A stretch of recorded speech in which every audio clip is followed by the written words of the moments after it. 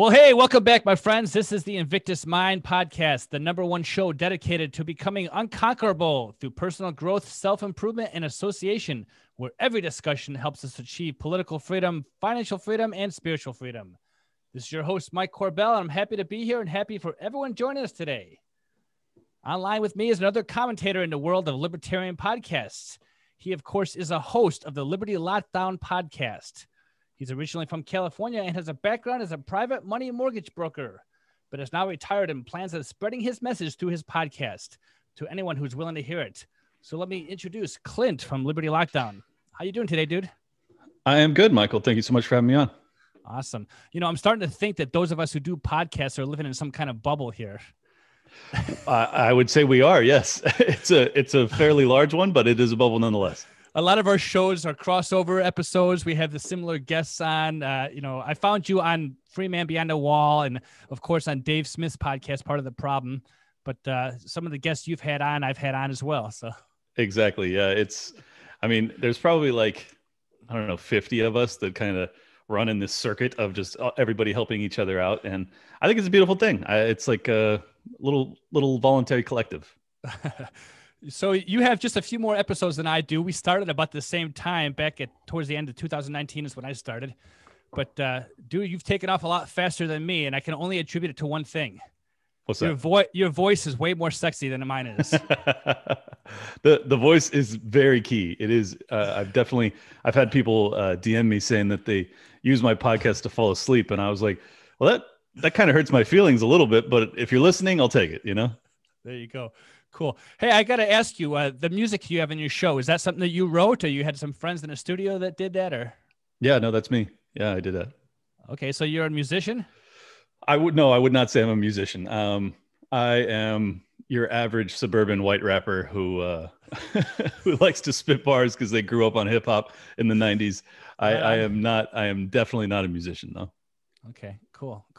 Well, it's catchy anyway, so I just crack up every time I hear the end of it. So yeah, no, I appreciate it. People seem to love it. Honestly, it was just a marketing ploy. When I first started the show, I had 10 or 11 people that had inspired me to get into the space, and I wanted to shout them out on this song so that I could be like, I'm going to share this now, and hopefully it'll get to them somehow, and they'll be like, oh wow, this guy, I like the song, I like the fact that I'm being referenced, and I'll see if I'll go on his show sometime. And sure enough, I've had, I think, 8 of the 11 people that I referenced in that song on my show already. I only have like Tom Woods and Eric July and Maj Touré. Those are the last 3 I need. So anybody listening, go out there and bother those guys to come on Liberty Lockdown, all right? There you go. Well, you're on a roll. You've had all my favorite people on your show already, and I can't spit any lyrics out, so I'm not going to be using that same marketing strategy there. Hey, there's no patent on this concept, so anybody out there that can do it, go for it. Well, Clint, I really appreciate you connecting with me today because I think you and I share a lot in common. Not only are we, podcasters in a libertarian world, but I think just some of your background I really resonate with. You have a background in the money industry, and I think that's why I wanted to connect with you the most because, of course, as I said at the top here, I like to talk about political freedom and of course, financial freedom. My last show, we had David Gornowski on, so we had a little spirituality there. I'll spare you from that today, but I love David Gornowski, so don't spare me if you don't want to. But definitely, I want to talk a little bit about some of the financial aspects to getting us freedom. Tell me a little bit about yourself, because from what I hear on your podcast, you are in your late 30s and you claim to be retired. You've done well for yourself financially, and now you're able to be a podcaster full time. Yeah, I wouldn't say I'm actually retired. I'm just kind of in a transition period to another career that I don't need any resources to be able to do because I have saved and accumulated enough wealth that I have that flexibility. And that's the financial freedom that I talk about on my show is that, if you're in a paycheck to paycheck type of situation and you encounter a series of circumstances that you want to, shift, you want to change, you want to speak out, you want to take a risk, that becomes very, very difficult. And because of, a lot of pre-planning and a lot of passive income and investment strategy and diligence in that arena for the past 15 years, I have gotten to a position where I don't have to worry about that. And I am now capable of taking this risk in a political climate where many people don't feel like they are capable of doing the same thing. So part of my show is trying to kind of school people up on how to manage their personal finances and gain some wealth. But also the other side of my show is speaking out for those that can't, the people that are concerned about vaccine passports at their work, or are concerned about the lockdowns or the tyrannical nature of our trajectory of our government. Those are all things that a lot of people feel really concerned about, but are unable or unwilling, given their circumstances, to talk about. So I think that it's really important that for those that understand Austrian economics in particular, there's really no excuse. You understand the system better than 95% of people. And I'm just trying to inspire people to, use those lessons and use that competitive advantage to better themselves and better their family's circumstance so that they can take some risks alongside me. Yeah, right on. I had a mentor one time that said that the only liberty that you really have is financial freedom. And so it breaks my heart when I see a lot of your run-of-the-mill libertarians who are absolutely broke, and they're talking about liberty. And I'm like, well, you're not even living by what you're talking about. How can you claim to be talking about liberty if you're living paycheck to paycheck and you're up to your ears in debt and you don't really have any plan for the future? It's true. Yeah. And, I try not to shame people in it. It's like, I understand just because you have the information doesn't mean that you're capable of utilizing it. But you're one step closer than the rest of the world, because a lot of people don't even have any clue what we're talking about when we talk about delayed gratification and passive income and investing for your future. Like, a lot of people just aren't taught that as kids. If you're a libertarian, much of your reading is about that type of thing. And I just think it's really important that if you have that ideology and you want to convey it to people in a way that's compelling, you have to be practicing and living it so that people actually look at you and they go, this guy practices what he preaches. Who wants to follow someone who's talking but not doing? And because I have already done it, I think that gives me a lot of credence to my words, and people seem to have come along for the ride with me. Right on. So talk a little bit about your career. So I share a similar background, although I was in the financial securities, investment, and insurance background. I dealt a little bit with people who were in the mortgage background, but there's a lot of crossover between what you've done professionally and what I've been doing. For sure. Yeah. I was a private money mortgage broker. I had the advantage of my family, my father, even though I wasn't raised by him for my entire childhood, that's what he was doing professionally. And I would visit him once a month.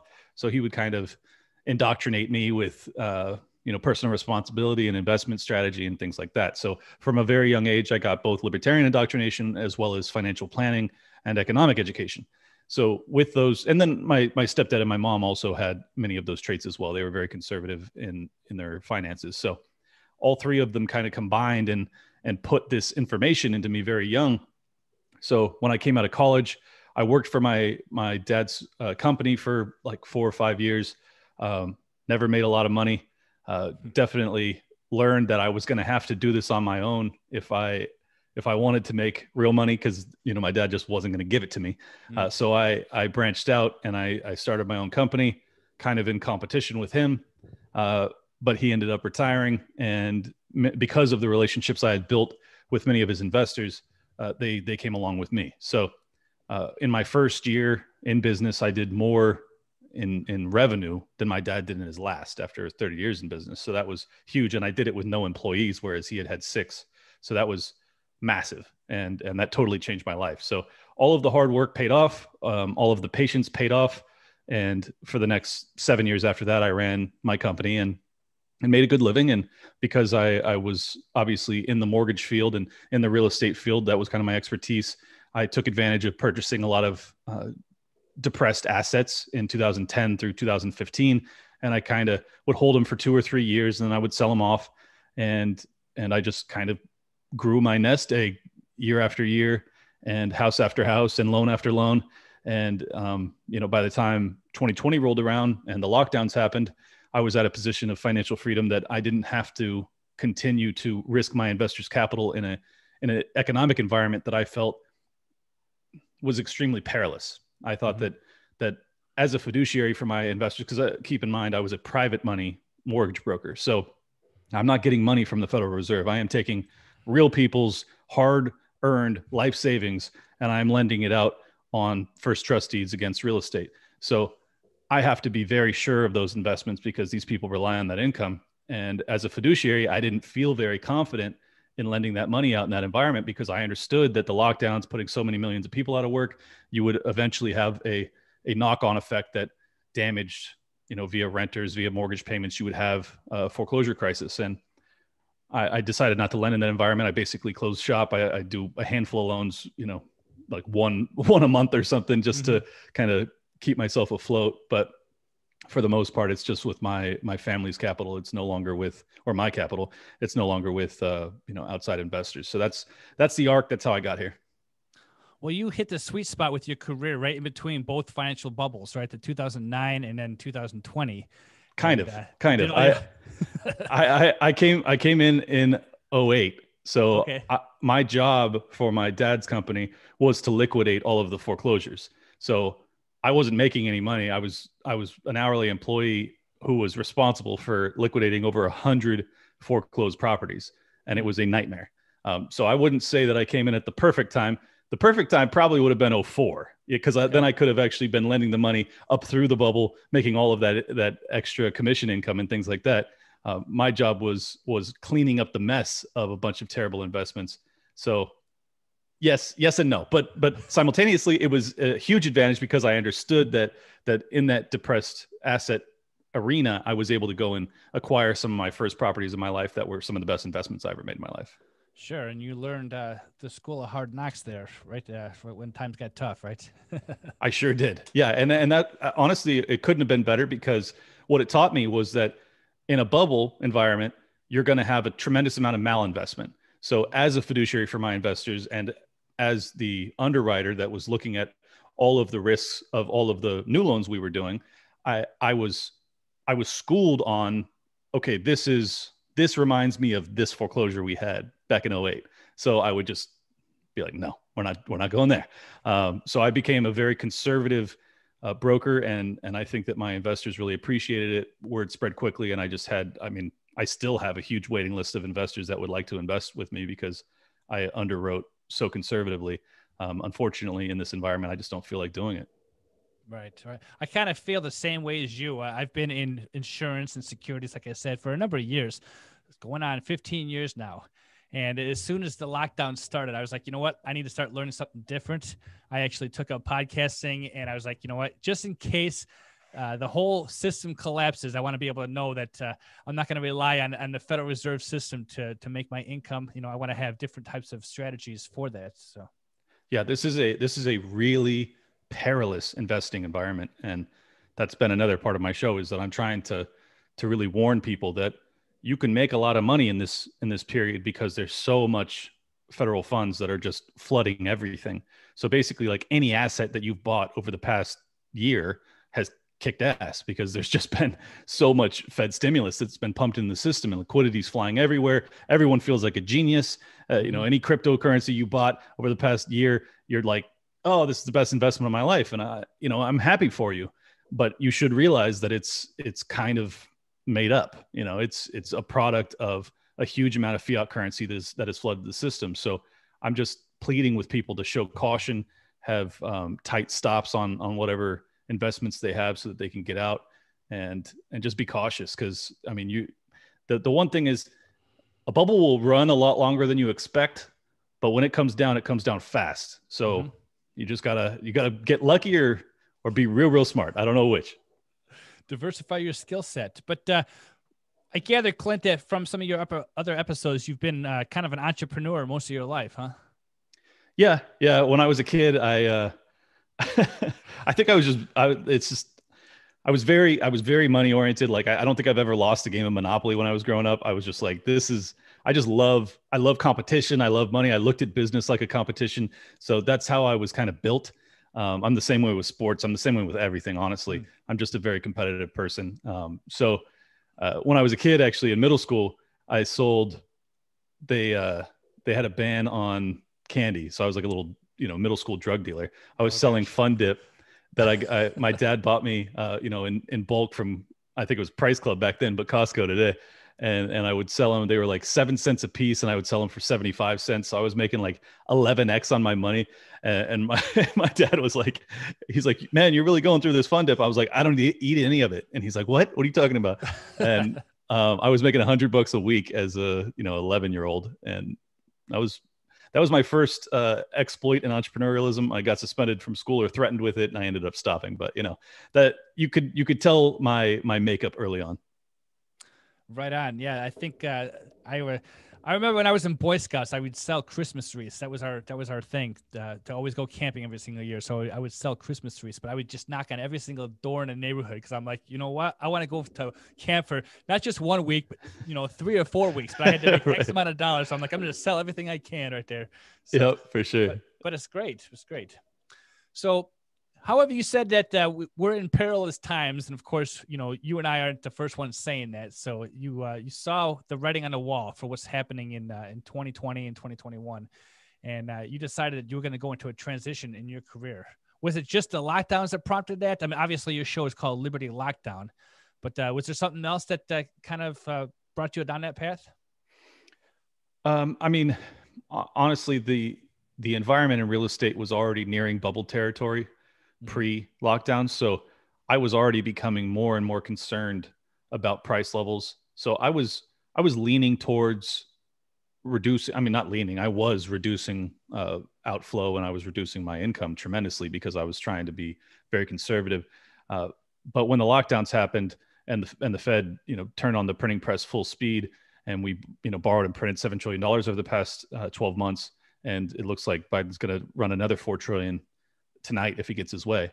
So all of that combined adds up to an environment that I just can't see as being sustainable. At this point, my view is we either have a repeat of 0809, where you have a deflationary collapse because there's so much debt in this system, and there's more debt today than there was in 07. So I think that's one option. The alternative option is that they just continue to print and we go, Weimar Germany or Venezuela, modern day. So either way, you got to hedge both ways, and that's what I'm trying to do. But yeah, I do not think that we're in a good investment environment. So I had not heard that Biden wants to be spending some more money. Are we expecting some more stimulus money or something? $4 trillion. Yeah, it's his. I forget what they called it. It's like his American Home Plan or something. But he's gonna talk about it tonight, and it's supposed to be $4 trillion. So it's gonna go towards infrastructure, whatever. But you know what it's really going to? It's going to the the cronies that that got him elected in the first place, as all these bills have. And I just think that we're at 30 trillion. We're going to be at 35 trillion in national debt probably by the end of this year. We'll be 50 trillion by the end of Biden's presidency or Kamala Harris's presidency in 2024. There is a tipping point at which you have a bang moment, and I think that we're nearing it. So I am trying to, get out early instead of too late, because too late is going to be really ugly. Yeah. That's interesting because we can get into economic philosophy here, but I'm still scratching my head when I read the Austrian economics, or I just follow this thing. And like you said, there is a tipping point. Mm-hmm. But we thought that tipping point was going to be a couple trillion, right? And then 10 trillion, and then 20 trillion, and you're saying 50 trillion. I mean, how do we define when that tipping point is going to happen? Because it seems like the government can just keep printing money, and as long as we have a military fighting wars overseas, that it doesn't matter. That's modern monetary theory, right? So they just keep printing money till oblivion. Well, that's the basis of modern monetary theory. I don't buy into it at all. I think that ultimately there is a tipping point. I don't know if it's 35 trillion or 50 trillion. You're absolutely correct that the government can print as much as they want. It is not correct, though, that the dollar will buy whatever you want if you do that. And that's why I think that they will have to make a decision. Are they going to completely annihilate the US dollar and shift to some new fiat currency via central bank digital currency? And can they do that transition smoothly without everything falling apart? I don't think they can. I don't have much faith in the government to be able to do that safely. And ultimately, this debt is unsustainable. It is only sustained by the fact that we have unbelievably record low interest rates, which, by the way, our Federal Reserve is monetizing. They are buying that debt. So we have officially gone into Zimbabwe type level where we are monetizing our own debt. We can't even get people to buy it sometimes.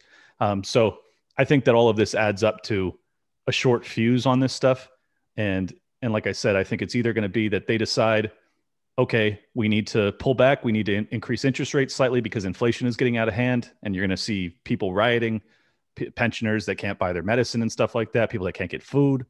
If they go that direction, I think that they'll have, such social discord that they will end up with pulling back and increasing interest rates to try and crush inflation, in which case you have a deflationary collapse, which should be the best buying opportunity in the history of your life.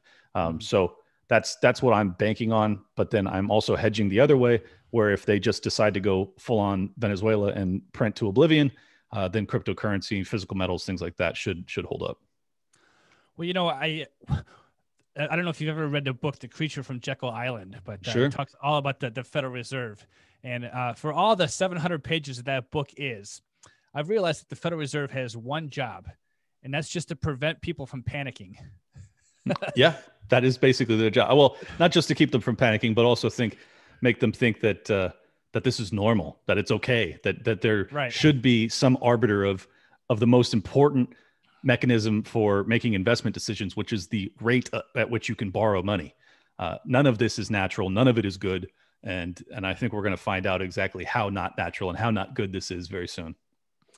So it's a good time to start stocking up on your ammo and on your, like you said, your cryptocurrency, gold and silver and whatever else you can, I think so. I mean, it's important to hedge both ways though. Like I'm probably the only libertarian that thinks that holding cash in this environment might make sense too as a hedge, because if I'm correct, and if they do increase interest rates as inflation gets out of control, you should see a major correction in all assets across the board, in which case that cash will be king because you'll be able to buy those deflated assets at the bottom.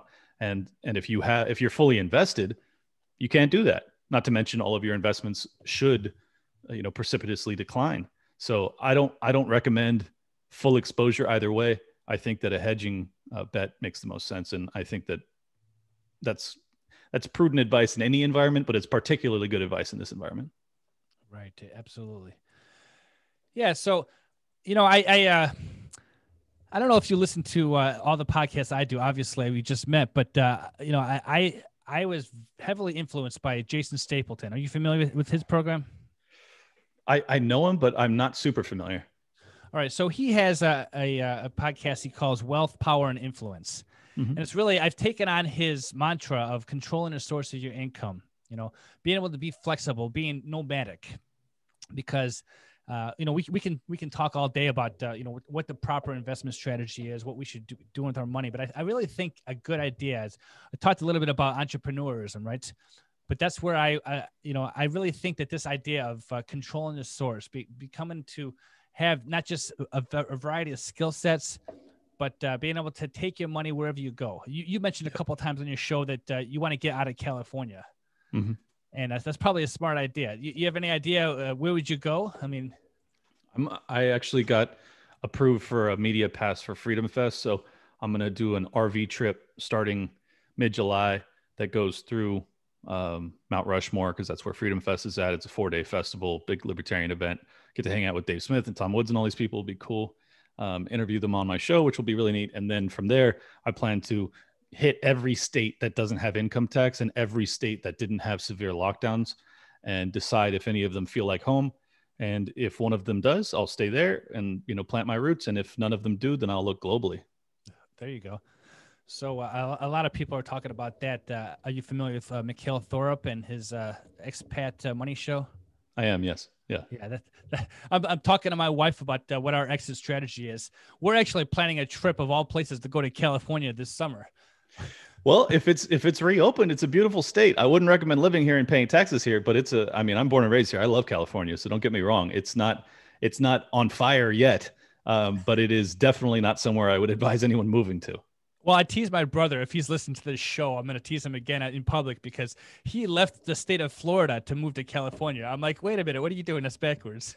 Yeah, that seems totally crazy to me. Well, it was for family reasons, but okay. So My wife's never been to California. I've been there a dozen times, and we're like, yeah, we're going to check it out. So we're going to do the road trip. But just this idea of, like you said, being able to just travel abroad and take your income source with you, I think is a very smart thing to do, because who knows what's going to happen. Exactly. And if you're in that position, I think you'll have the best chance of surviving what might come, particularly with all of the unrest in this country, all of the debt, all of the social discord. I mean, I just think it's, if you're blessed enough to be in that position, man, good for you. Take advantage of it, because a lot of people are not going to be. They're going to have to just batten down the hatches and weather whatever comes. Mm-hmm. Mm-hmm. Yeah, you mentioned earlier that you were introduced to libertarianism at a young age. How did that go down? Really the same way I got the economic education. My dad, on these, when I was growing up, I would see him, 1 week in a month, and he was an entrepreneur. He ran a nightclub out in Ridgecrest, California, and we would do these 4-hour road trips, 1 week in a month, 4 hours each way. So we would just have 4 hours to, listen to music or talk. And he would give me all this indoctrination into, the founding fathers and what the principles of America were, and why taxation was criminal, and all these other things that, most 6-year-olds don't get told. So I got it very, very young, and it stuck with me. I mean, I think that spirit of rebellion and passion for liberty really was ingrained in my soul. Like, it was just, and it spoke to me anyways. I think I was built to be this from birth, honestly, because I'm just such a rebellious person. I don't like being told what to do. That's why I work for myself. I don't even have any employees. I'm just like lone wolf status. I love being the commander of my ship. And I think that everything about it really fits me. And then later on, I started to, obviously with Ron Paul, his campaign, I got to feel a lot of hope and feel like, oh man, maybe we might actually do something with this ideology. We might not just be doomed to neoconservatism forever. And then obviously his campaign fell apart, and then his son's campaign fell apart, and then the Libertarian Party fell apart, and everything else. So I'm very hopeful again, though, because I'm now getting involved. I'm now making it kind of my life's mission to make sure that we give the LP one last shot at making a difference. And along with Dave Smith and Pete Quinones and all these other people, I think that we have a shot of really doing it. So I'm grateful for another opportunity at spreading this message in a compelling way. Yeah, that's great. I hate having this conversation, but it's almost necessity, because I talk about the Libertarian Party. Now, I was introduced to the Liberty movement through Ron Paul, and it took me probably 3 or 4 years before I found the Libertarian movement, the Libertarian Party rather.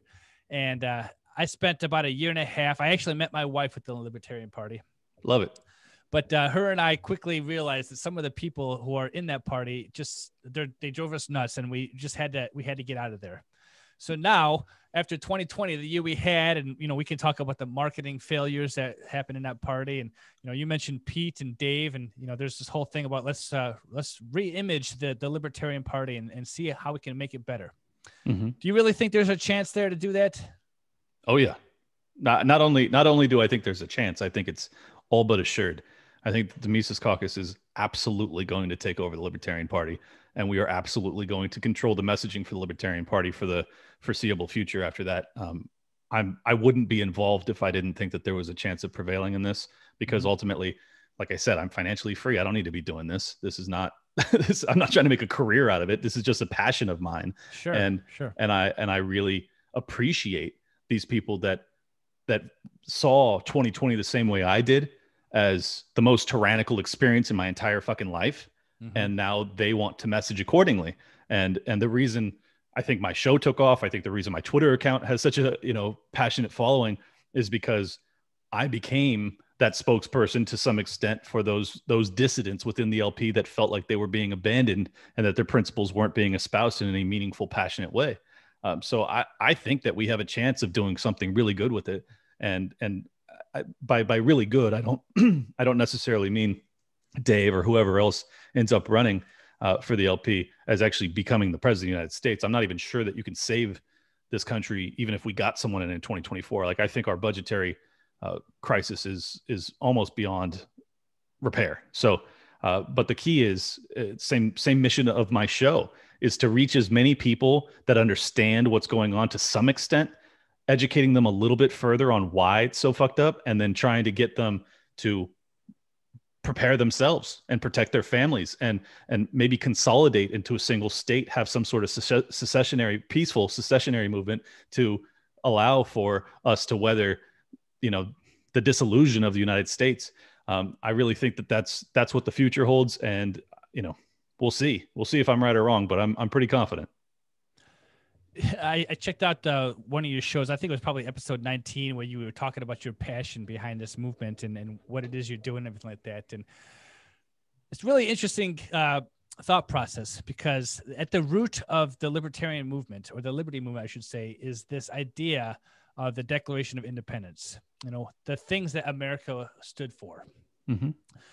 I'm constantly asking myself this question: is there ever a return back to that? Is there ever a return back to the roots of this country? Or are we going to some kind of future where, you mentioned secessionism, where it's a different thing altogether? But Clint, do you think that we're going to be able to restore United States? I'm not saying make America great again, no MAGA red hat here thing, but do you really think that those principles that Jefferson and our founding fathers really astuded to, are they, you think that they're going to be able to restore that? Or are we looking towards some kind of different future?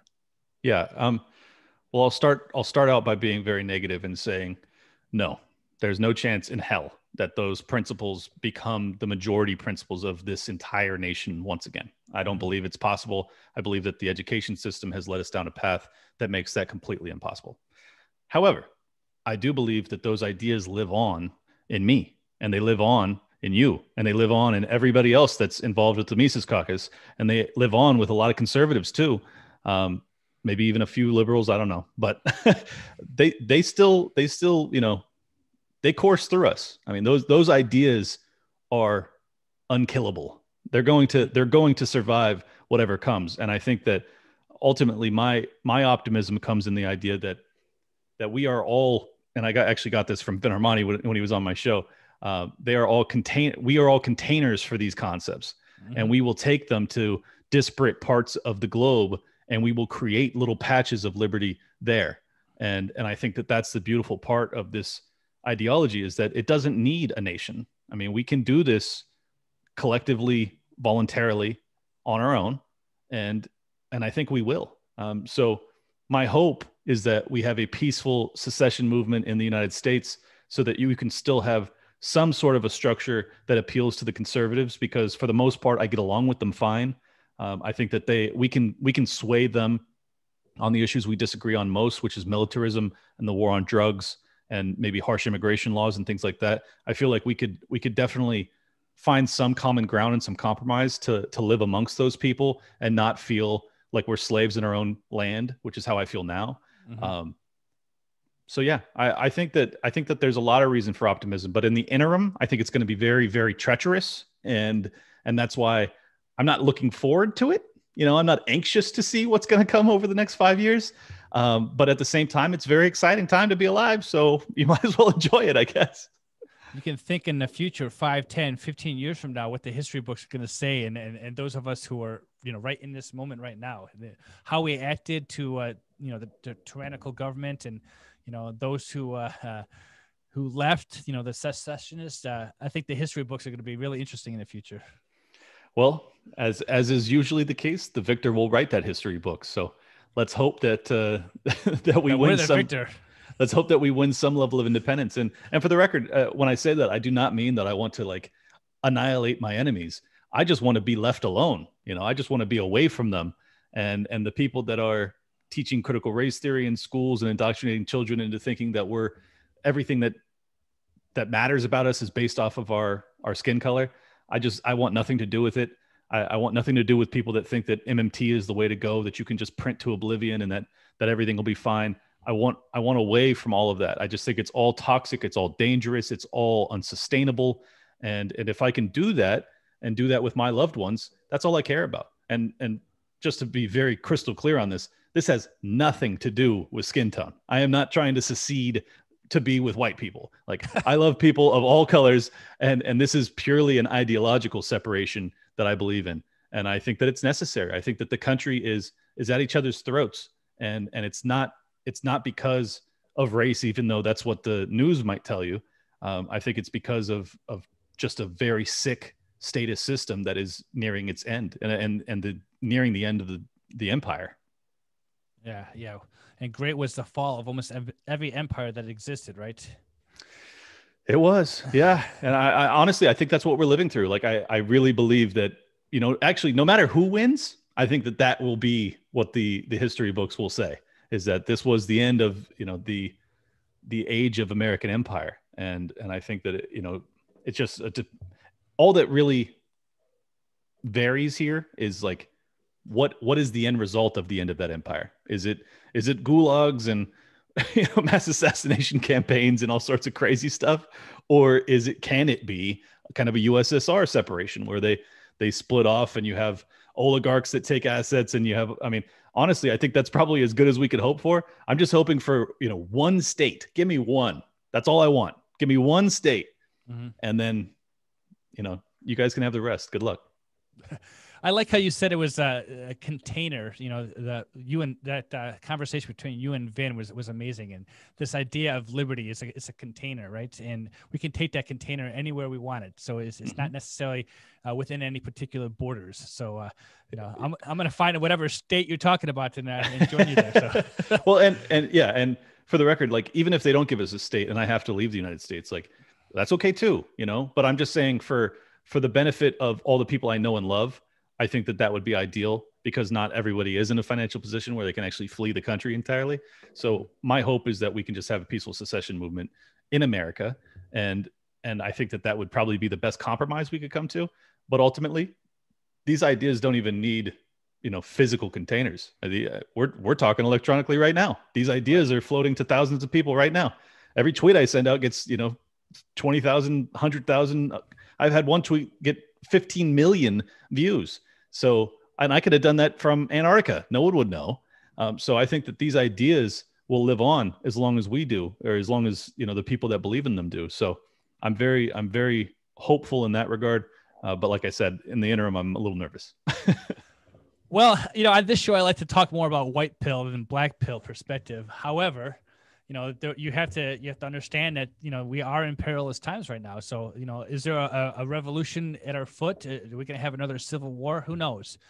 But, the idea of liberty is interesting because in my study of liberty and power, and I'm reading a book called The Machiavellians by James Burnham right now.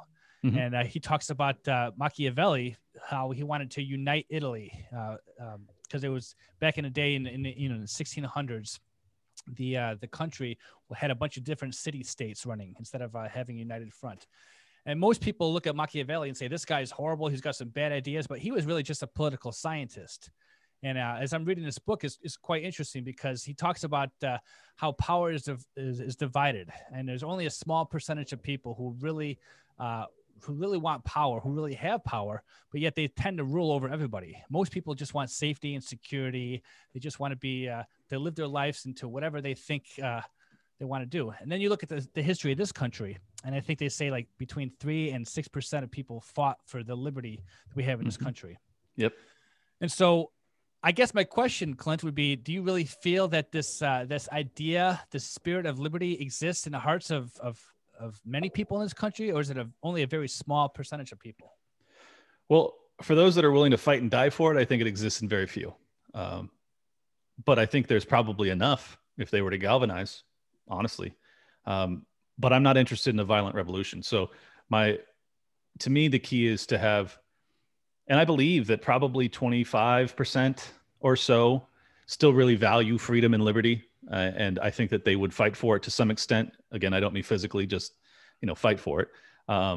So I think that there's a real reason for optimism if you can get those people to I just understand that, like, if you live in New York or California or any of these blue states that are treating you like a slave for the past year, you got to go.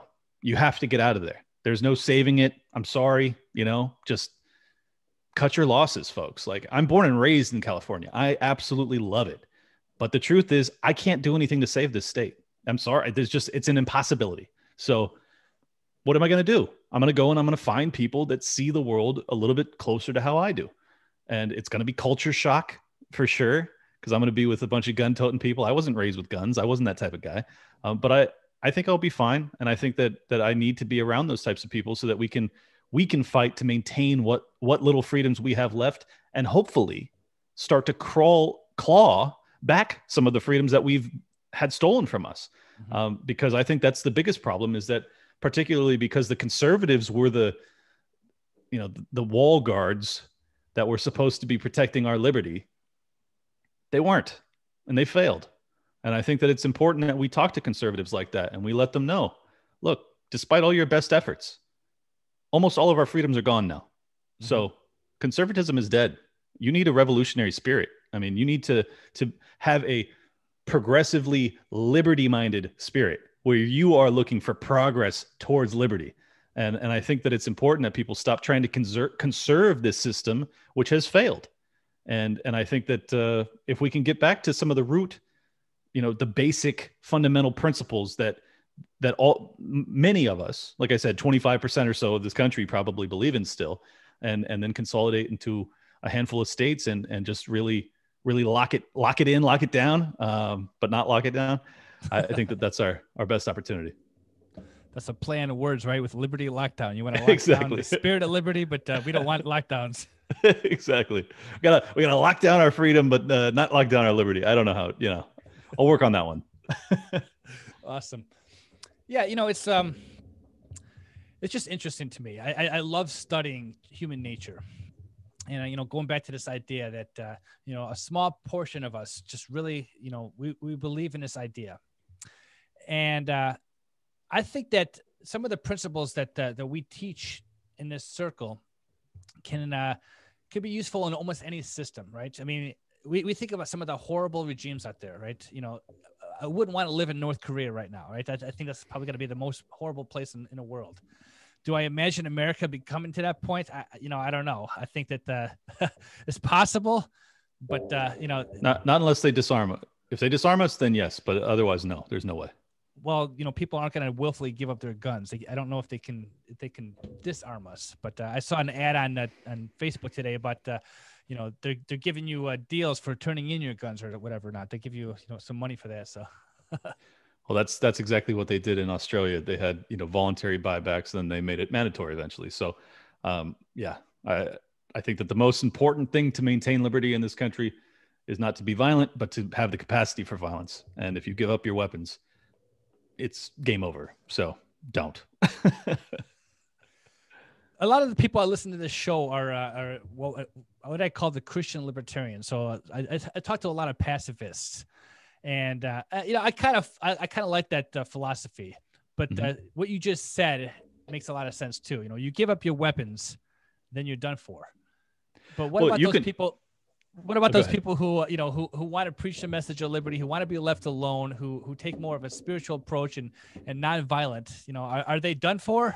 Or how do they protect themselves? So, well, I believe that unless your enemy is willing to disarm themselves, you can't. If you're so much of a pacifist that you're willing to allow a dictator and a tyrant to control you just to maintain the peace, I wish you luck. I mean, I hope that you're praying a lot because you're going to need it. Right. Like I said, I am not interested in violence either. I'm a very peaceful person. I wasn't even a gun owner for the first 35 years of my life. So I am not the militaristic interventionist type of guy at all, but I am very much interested in defending myself and defending my family and defending my liberty. And I encourage those that are, even if you're of the pacifist stance, I mean, just because you own a weapon doesn't mean you're going to hurt anybody. This is about defense. It's about the capacity to protect yourself, to send a message that you are not going to go quietly.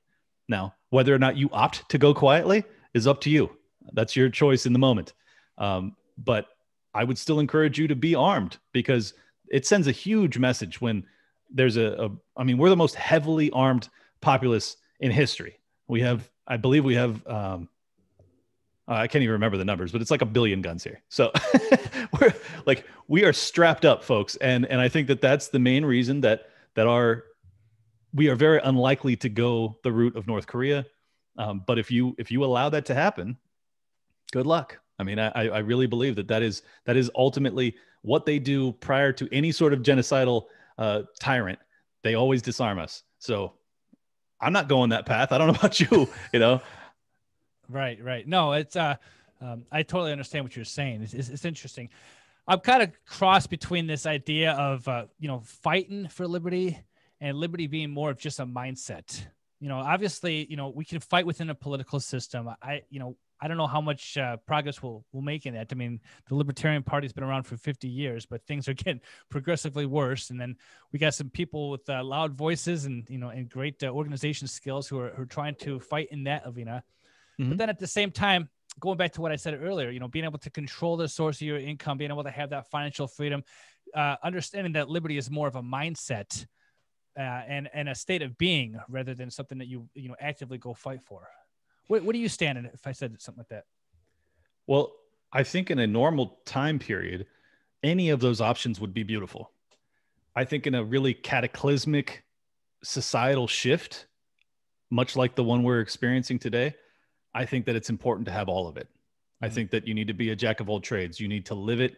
You need to preach it. You need to love it. You need to embody it. I mean, you need to pray for it. If you want to go the religious route, I think that it is really important that you attack it on all fronts. And I didn't feel that way when I was younger. Like I used to feel like, okay, it's enough to just vote libertarian. It's enough to just, get out there, maybe protest every once in a while if there's a war that you don't agree with, stuff like that. I don't think that's enough anymore. I think that there has been too much pacifism and not pacifism, inactivity, just a willingness to be like, well, I'm living a good freedom oriented life. So we'll see what happens kind of mentality. And like, yeah, that's great. And I support you in doing that 100%. I just think that at this point, the system's so toxic. You have had that lifestyle infringed on already, because if you're anywhere in the United States, you have had mask mandates and some quasi lockdown for the most part. I mean, unless you're lucky enough to be in, I think South Dakota didn't have one, but you know what I'm saying? Like it's no longer enough. I mean, you have to be involved on a level that you may not be comfortable with. And that's why I encourage people to get involved with the Mises Caucus. If you listen to this and you like my worldview, trust me when I tell you, the Mises Caucus are the people that are pushing this message. They're the people that actually see the dire nature of the threat that we're facing, but they also have some really beautiful, peaceful, loving, freedom-oriented, liberty-oriented answers to these questions. And I think that once we have the lion's share of control within the LP, we will have an opportunity to message to people in a way that has never happened in my lifetime. And I think that that's our greatest opportunity to change the fabric of the society, to reach all of the dissidents, of which there are many. And I think that that's going to be very hopeful. So sorry for the long-winded answer, but I just think it's okay to be just focused on living free in your own life. I just simply don't think it's going to be enough moving forward. So I would encourage people to reconsider that a little bit. Well, the idea of rugged individualism, that's, resonates with a lot of libertarians, but now is the time to collectivize, if you would, for lack of a better word, go help your neighbor, go Yes. find those people who have like minds and form little communities, whether it be, what they call freedom cells or, mutual defense. Yeah, mutual defense. There you go. A lot of people are, obviously virtually, we know that there's people out there, but I think it's not only virtually connect with people, but physically connect with people. Yeah, no, I think that's exactly right. It's like I said, I don't like working with anybody. I have no employees. This is not in my nature to be joining a voluntary collective like I'm doing.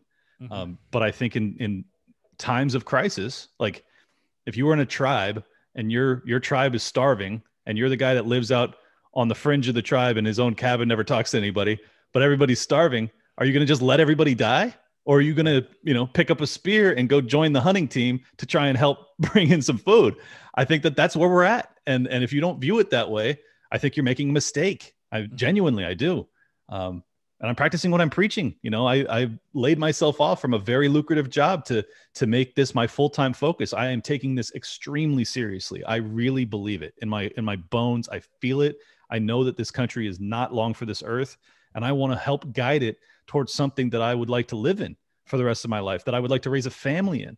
I mean, I'm taking this personally. You know, and I'm doing it for the next generation. Even if I don't end up having kids, like, I still want to do it just because I believe that these ideas are beautiful. And I believe that humanity deserves to have this option of living free and, you know, being focused on love and not murder and liberty instead of, you know, slavery. It's just, these are very hard fought values that we got from, you know, our forefathers, and I kind of refuse to just let them go without a fight. And I hope that people will join me in that fight, because I think it's important that even the rugged individualists get a little bit of teamwork oriented here, just for a couple of years. All right, please. Yeah, I can hear the passion in your voice and in your tweets and on your podcast that this is definitely something that's important, not only to you. It really is important to everybody. Most people will just take it for granted. Most people don't realize how important this issue of liberty is.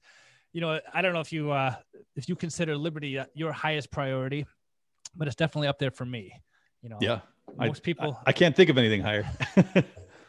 Well, without liberty, you really don't have much else. I mean, I think maybe love or something else is the highest priority, but you know, without that internal ability to make choices, without somebody telling you what to do, having that, you know, boot on your neck, you know, what do you have? Well, yeah, and if you can't love voluntarily, is it love? You know, like, if it's not, yeah, I think that liberty is the highest calling for me. I mean, that, or God, if that's your God, you know, that's great too. I think that ultimately, like, I'm really taking a much more religious stance when it comes to these topics lately, because I believe that like, this is kind of my calling, and I've never been a fate oriented type person. But I really believe that, like, I am here on this planet in this moment, and I am in a financial position that allows me to voice these concerns, to try and wake people up. I think it's just either it's the craziest coincidence of all time, or I am meant to be doing this right now. And I feel like I am following my Most High, as Venermani calls it. So I hope that people feel that passion, and I hope that they can get engaged and, you know, feel it in their own lives, because I know a lot of people feel lost right now. They feel like they've been abandoned by the government that they once believed in, be it Trump or whatever leader that you idolize. I think that it's really important that people start to forgive themselves for whatever they've allowed to happen, because I certainly allowed a lot to go wrong in this country too. I should have been fighting a lot earlier. But then at the same time, use whatever sort of animosity or anger or sadness you have about the loss of this country that you so loved, and funnel it into creating the country that you want to be a part of, or not a country, but you know what I'm saying? So yeah, that's kind of where I'm at with it.